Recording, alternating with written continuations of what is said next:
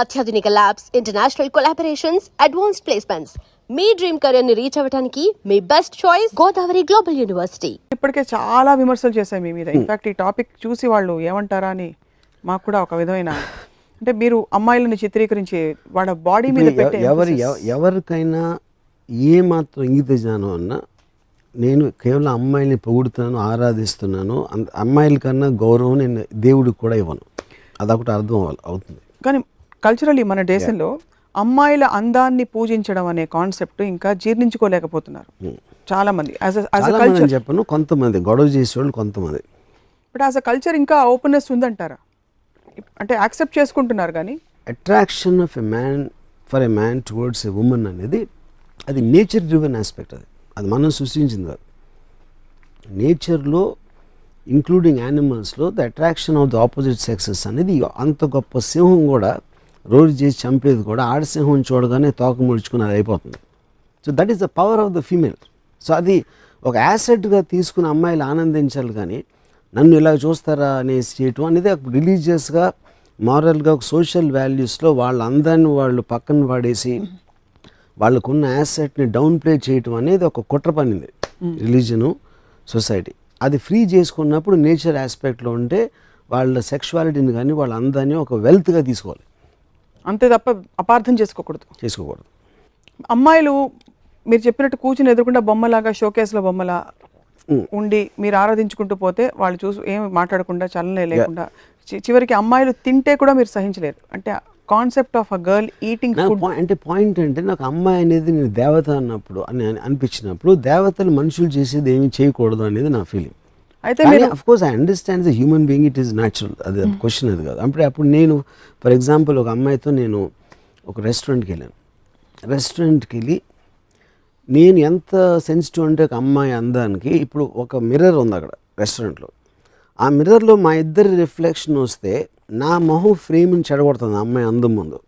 అందుకని నేను నా పొజిషన్ మార్చుకుని ఆ అమ్మాయి కనిపించేలాగా నేను పెట్టి, దాని తర్వాత నేను మాట్లాడుతున్నప్పుడు తను చిప్స్ ఏదో తింటూ ఉంటే నాకు ఆ డిస్టర్బెన్స్ వస్తుంది. కాబట్టి నేను చిప్స్ అన్నా తింటే నాతో మాట్లాడని చెప్పాను. I'm okay with both you know. కానీ అప్పుడు నేను వెళ్ళిపోతాను ఇక్కడి నుంచి. బట్ నేను మాట్లాడుతున్నప్పుడు నువ్వు తినకూడదు అని చెప్పాను. బట్ అంటే ఆర్డర్ కదా అది. ఇట్ ఈస్ జస్ట్ బికాజ్ నాకు కలిగే ఆనందం, ఆ అమ్మాయి అందం చూస్తా ఆ 15 నిమిషాలు దాని నా లైఫ్లో 15 మినిట్స్ వేస్ట్ అయిపోతుంది. సో అప్పుడు ఆ వేస్ట్ అయిపోకుండా నేను వేరే పని చూసుకుంటాను, అయిపోయిన తర్వాత వస్తాను అని చెప్పాను. ఏమిటి ఆ ఎక్స్ప్రెషన్ అంటే మీ కాల్పనిక సుందరి ఎక్కడైనా ఉంటుందా అనేసి మీరు, ఐ థింక్ బెస్ట్ నేను చెప్పనా, ఇక్కడ పక్కనే షోరూమ్స్ ఉన్నాయి, మాల్స్, అక్కడ మ్యానిక్విన్స్ తెచ్చి ఇంట్లో పెట్టుకోండి, వాటితో మాట్లాడుకోండి. లేవని ఎందుకు ఉంటున్నారు? ఆరాధించుకోవచ్చు కదా ఇంట్లో మ్యానిక్విన్స్, పిక్చర్స్ అన్ని ఉన్నాయి, ఎప్పుడు ఉన్నాయి మ్యానిక్విన్స్, పిక్చర్స్. అందుకంటే చక్కగా మీరు ఎలాగో ఆరాధనే కాబట్టి మీది ఒక మంచి దేవత సరస్వతి దేవిని తీసుకొచ్చి కూర్చోపెట్టి రోజు ఆరాధించుకుంటూ మీ ప్రేమని ఇలా పువ్వులతో వ్యక్తపరచుకోవచ్చు కదా. ఆవిడతో మాట్లాడితే ఆవిడేం మాట్లాడదు. అది చేస్తున్నాను, అదే చెప్తున్నాను కదా. అంటే వాళ్ళకన్నా అందమైన మ్యానిక్విన్స్ ఉన్నాయి, ఫోటోగ్రాఫ్స్ ఉన్నాయి, పెయింటింగ్స్ ఉన్నాయి. But to delve little deeper, Ramu garu, మీ ఇంప్రెషన్స్ అసలు ఎక్కడి నుంచి మీరు కలెక్ట్ చేశారు ఈ విషయాన్ని గురించి? అంటే చిన్నప్పటి నుంచి మీ రెస్పాన్సెస్ చూసారు. బికాస్ ఒక టైంలో మీరు ఒక అమ్మాయిని చాలా గాఢంగా ప్రేమించారు. ఇదే రాము గారు ఏమైపోయారని మేము బెంగ పెట్టేసుకుంటున్నాం.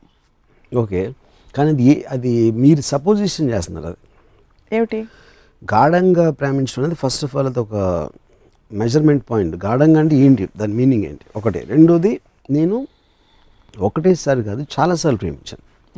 ఎప్పుడు ప్రేమించానంటే అమ్మాయిగా ఉన్నంత వరకు. కానీ ఇందాక నేను చెప్పాను, వాళ్ళు మారిపోతూ ఉంటారు. మారిపోయినప్పుడు నా ప్రేమ కూడా వెళ్ళిపోతూ ఉంటుంది. అది కొన్ని ఎక్స్పీరియన్సెస్ అయిన తర్వాత నేను రియలైజ్ అయ్యి అప్పటి నుంచి దూరం నుంచి ఆరాధించడం మొదలుపెట్టాను. సో అయితే మీరు ఇన్వాల్వ్ కారైతే you don't get involve just for the reason that it will cause you pain.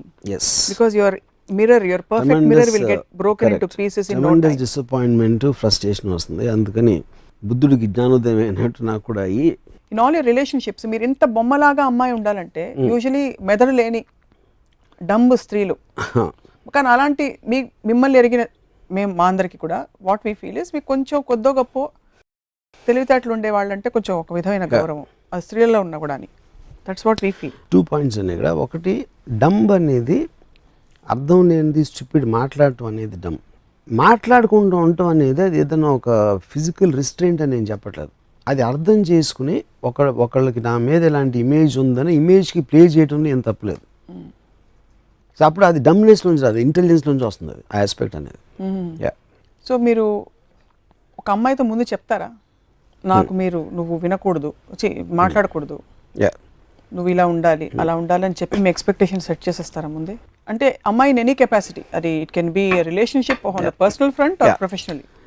For example నేను ఒక ఎగ్జాంపుల్ చెప్తున్నాను. ఒక అమ్మాయితో నేను I'd rather have sex with you than have a conversation with you అన్నాను. తను చాలా ఆఫెండ్ అయ్యింది.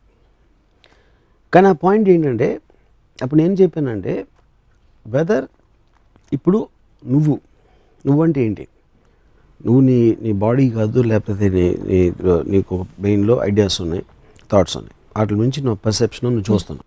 సో నాకు నీలో ఏమి ఇష్టం అని చెప్పాను.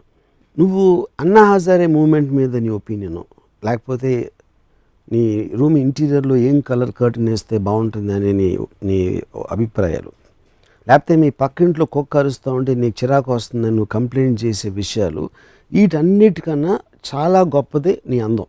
కానీ ఈ అందం కన్నా నీకు ఆ కుక్క గురించో లేకపోతే అన్నా హజారే ఏం చేస్తాను దాని గురించి మాట్లాడే దాంట్లో నేను ఎక్కువ ఇంపార్టెన్స్ ఇవ్వాలి అని నువ్వు అనుకుంటే అది కేవలం నిన్ను నువ్వు అవమానపరచుకోవడం.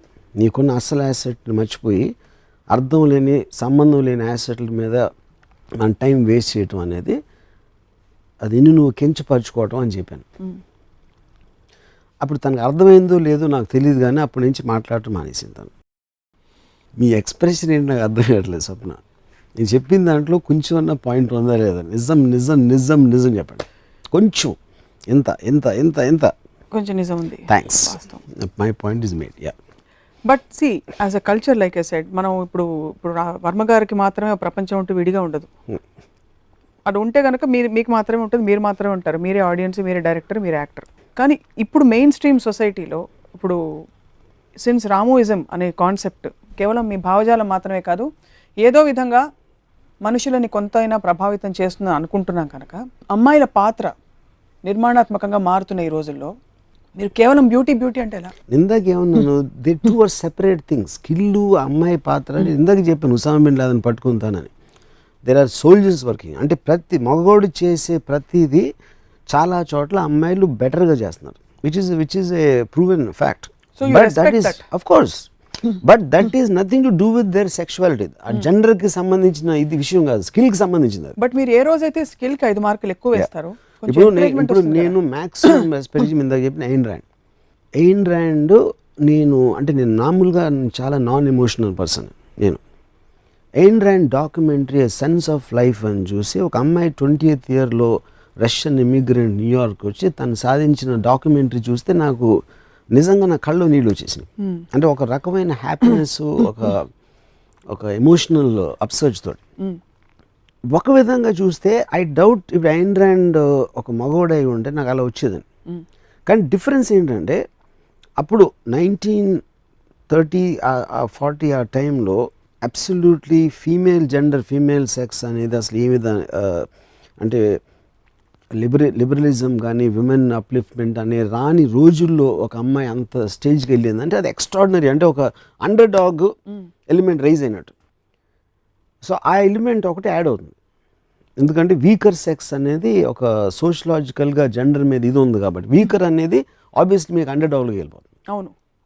సో అది ఒక పర్టిక్యులర్ పీరియడ్ ఆస్పెక్ట్, దాని హిస్టారికల్ ఆస్పెక్ట్ అది.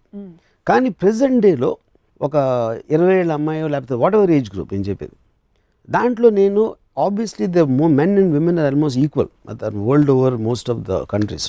యూనో ఆ స్పేస్లో స్కిల్లు, ఎడ్యుకేషను, ఇండిపెండెన్స్ అన్నిది ఉన్నాయి కాబట్టి అది it becomes just brain aspect.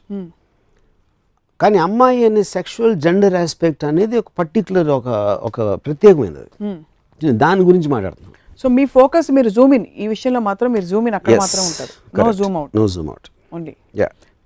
So అమ్మాయి అంటే ఇంట్లో మీకు అత్తలు, పిన్నులు, అక్క అందరూ అమ్మాయిలే, చెల్లెలు ఓవర్. వాళ్ళందరితో మీరు ఎలా రిలేట్ అవుతారు? What is your equation with them? Do look at them as women? Or you don't have అసలు ఆ థాటే రాదు? థాట్ రాదు నాకు. నేను అసలు వెళ్ళను. నేను అసలు నాకు ఫ్యామిలీస్ దగ్గరికి వెళ్ళను నేను అసలు. Even if it's your own daughter, you have a daughter. See my daughter calls me Ramu. నేనే చెప్పాను దానికి రీజన్ ఏంటంటే, నేను చెప్పాను I don't like daughter sons ఇలాంటి రిలేషన్షిప్స్ ఫ్యామిలీ ఆస్పెక్ట్ అనేది. 2 పొలిమెంట్స్ ఏం చెప్పానంటే, నాకు ఒకటి నువ్వు నాన్న అని పిలిస్తే నా ఏజ్ గుర్తొస్తుంది, నాకు అది ఇష్టం ఉండదు. రెండోది, నువ్వు నాన్న అని పిలవన్నప్పుడు నిన్ను కూడా ఒక అమ్మాయిలాగా చూస్తాను. I look at every one like a women, you know. Yeah, so అప్పుడు తను నన్ను ఒక స్పీసీస్ లాగా చూస్తుంది నా డాటర్. అంటే జూలో వెళ్ళినప్పుడు ఒక రకరకాల జంతువులు ఉన్నట్టు నన్ను కూడా ఒక జాతిలాగా చూస్తుంది. I like that, I'm okay with that. నాన్నలా చూడటం కన్నా జాతిలా చూస్తే చాలా బెటర్. సో వీళ్ళందరూ అంటే ఇతర హూఎవర్ మీ ఫ్యామిలీ మెంబర్స్, మీరు ఎవరితో అయితే అసోసియేట్ ఎవరో, మీరు అమ్మాయిలని బికినీల్లో చూపించి స్విమ్ సూట్లో చూపించి ఇలా చేసినప్పుడు ఎప్పుడైనా కామెంట్ చేశారా? ఎవరు? మదర్ కానీ సిస్టర్ కానీ? మేబీ అంటే వన్ స్పెసిఫిక్ పర్సన్ కదా, చాలా మంది చేస్తారు, పిడిగి చేస్తారు.